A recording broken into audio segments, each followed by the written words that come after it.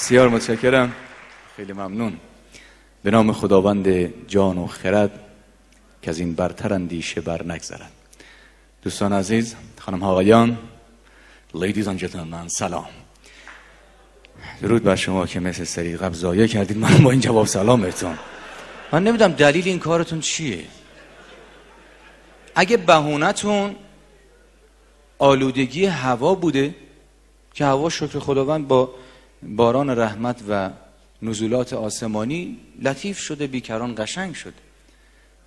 اگر بهونه‌تون پرایده که امروز من شنیدم شده 9 تومن. این جوک شده براتون، دقت میکنی؟ یعنی اگر قبلا شما میگفتن پراید شده 8 تومن، میگفتی برو بابا 6 تومنه، اما دیگه باورت نمیشه. چند روز قبل به یکی از دوستان میگفتم فلانی میدونی چرا پراید شده ملاک تعیین قیمت خودرو در ایران؟ گفت نه. گفتم به خاطر اینکه ما عادت کردیم کوچیک فکر کنیم. چرا هیچ کس نمیاد بگه مازراتی چند، پورش پانمرا چند؟ فقط یکی از راههای رسیدن به خدا پراید بود، اونم که گرون شده. پراید میخریدی میمردی میرفتی پیش خدا دیگه، به همین راحتی. خواهش میکنم عزیزم بر من دست قشنگ بزن.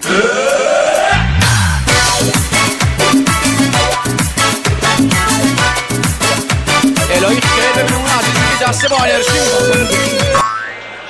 میخندی چون این کارو کردی. چه کاری؟ همه چیزمون با همه جای دنیا فرق میکنه. مهمونی میریم، مهمونی رفتنمون فرق میکنه. مهمونی میریم قبل از اینکه اصلا حال طرفو بپرسیم میگیم اینجا متری چنده. متراژ مهمه، خب حالشون بپرس. همین آقای عباسی 19 میلیون تومان پول میز ناهارخوری داده، رو زمین میشینه ناهار میخوره. چه کاری؟ گفتم ناهار، نمیدونم یه چیزو دقت کردید یا نه تا حالا. سر سفره غذا وقتی شما از اون طرف سفره درخواست نمکتون میکنی، طرف اول خودش نمک میزنه بعد میده به تو. تا قبل از اون نمیدونست غذاش نمک نداره، میخواد چون لجباز.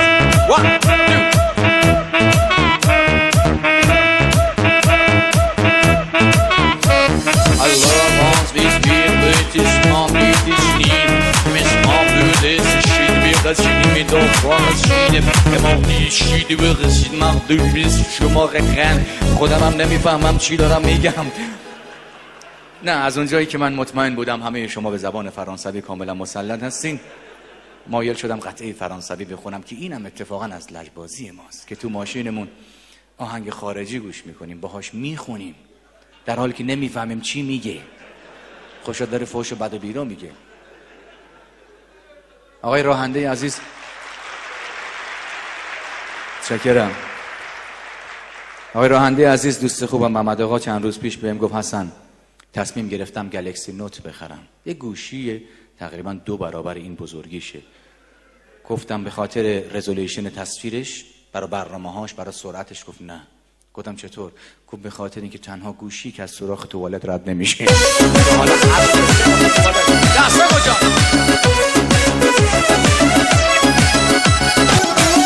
یه روز آقای عباسی اومد خونه، دید خانمش نیست. خیلی نگران شد. از شدت نگرانی و اضطراب داشت دیوونه میشد که یهو یادش اومد هنوز ازدواج نکرده. هنوز ازدواج نکرد.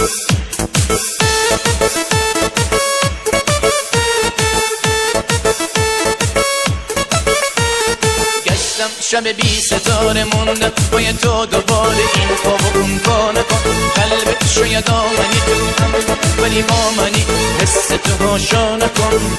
منو میکشی آخر دل دیگه نداره باور که مال منی من با تو هم. نمیدونی چه سخته اگه یار تو ببینی که وقتت داره با میشه از رو سر من. تو کی واسه کی تب داری ای وای نفهمه که برنجه ازت انگار داره رنج و عذاب و نظر. عاشق من یا تو؟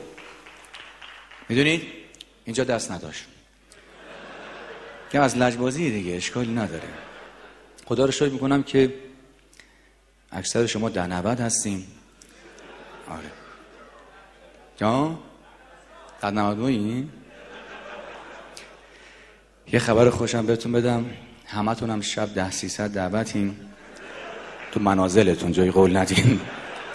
آره من یک لحظه میخوام دعوت کنم آقای عباسی بیاد روی صحنه.